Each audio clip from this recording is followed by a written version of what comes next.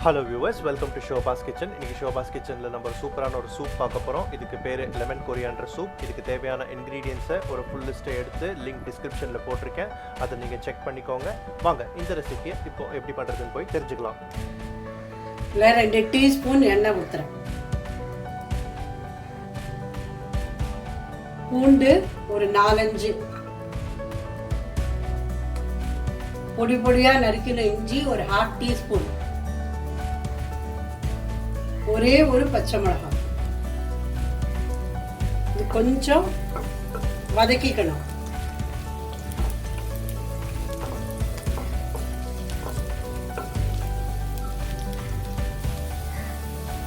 ஒரே ஒரு வெங்காயம் பொடி பொடியா நறுக்கினது,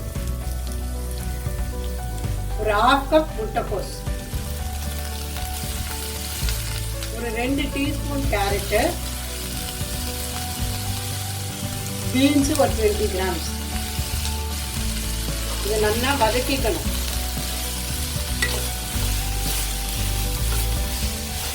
ஒரு 5 நிமிஷம் வதங்கணும். இது வதங்கியாச்சு. இப்போ 3 டம்ளர் தண்ணி விடுறேன்.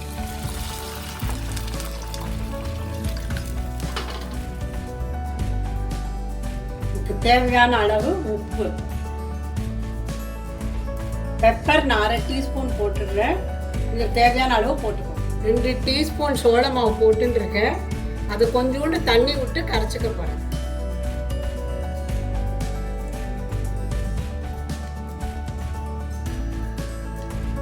இதை கரைச்சாச்சு.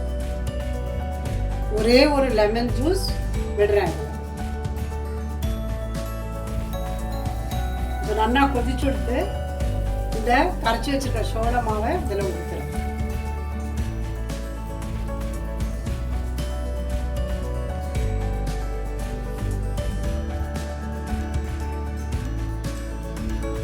இந்த கொத்தமல்லியை அடுப்பை ஆஃப் பண்ணிடலாம்.